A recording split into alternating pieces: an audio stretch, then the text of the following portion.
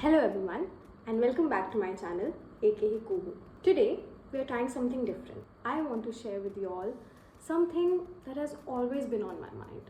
The topic is very hot and the talk of the times. Mental health. So we all deal with mental health in some way or the other. We get stressed, we often question ourselves, we fail, and oftentimes when we look back at ourselves and realize what we have become now, it becomes a little difficult. I want to share with you all today some of my hacks that keep my silly little mental health in check. These are things that you can do alone and help in minute ways in keeping your mental health okay. The first point is Pinterest. I think you're probably living under a rock if you don't know what Pinterest is. It is the social media without the social. It is, I think, the best place where you can go to relax yourself. The best combo is Spotify, there's Pinterest, and some self-time. It is an app where you create mood boards and arrange photos from a billion of them into categories which you like. For example, something that you want to be, something that you find funny, something that really hits you in the feels. I have these mood boards and I have kept some of these private because I don't want it to show it to the world. That's the point of it. It's very personal, but it keeps you really calm and happy. The second point is short video documentaries. I know this will cringe some of you all, but trust me on this. Every week or every month, record yourself on your laptop, on your phone, and talk about your month. Just make short video documentaries documenting your life. If you are really passionate about it, you can add videos from your camera roll and include photos. But the main point is just talk to camera. What we used to do as children was talk to the mirror, and it was one of the best ways in trying to understand what you actually feel. It makes you grounded, and I have felt that when you look back at those videos, you realize how much you've grown. You may have heard that quote, right? That where you are now is what you had prayed for in the past. And I think there is no better feeling than seeing yourself grow. Even if you feel stuck in your life and feel that I'm not reaching anywhere, these checkpoints are really very important in trying to figure out what the path of your life has become. I have always made such small videos talking to the camera, and it's very, very cringe, but I can't tell you how much joy it provides me. And I really hope that you all try it too. The third point is write in your notes app. I know this is very cliche, just blabber on your notes app.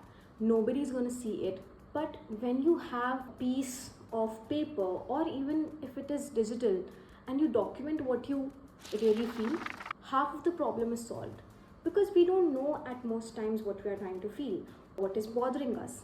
Putting it on paper, writing it with our own hands, or typing it really puts things into perspective. What I've realized is while writing or typing your thoughts, you realize maybe that the problem is not as big as you have made it to be, or it's very easy to sort it out. If you find a quote that you resonate with, write it. If you find some caption that you want to maybe one day include in your photo, write it. And I tell you, it's the best thing in the world.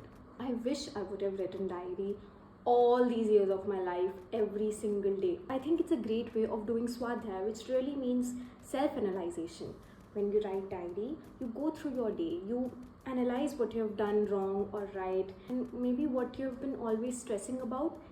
It gets little easier to handle. So I would really recommend making a journal or diary and make it your own. Decorate it in your ways. If you want to put in pictures, just do it and give it a name, and don't show it to anyone and hide it, and maybe include it in ways which give sneak peek into your life. There's a reason why these things have always been taught to us, because these things are really cheap ways of keeping your mental health in check, and it's much better than giving away so many bucks in therapy.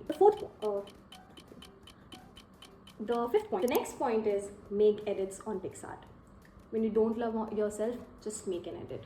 If you like Instagram edits, if you know how to edit on CapCut, just do it.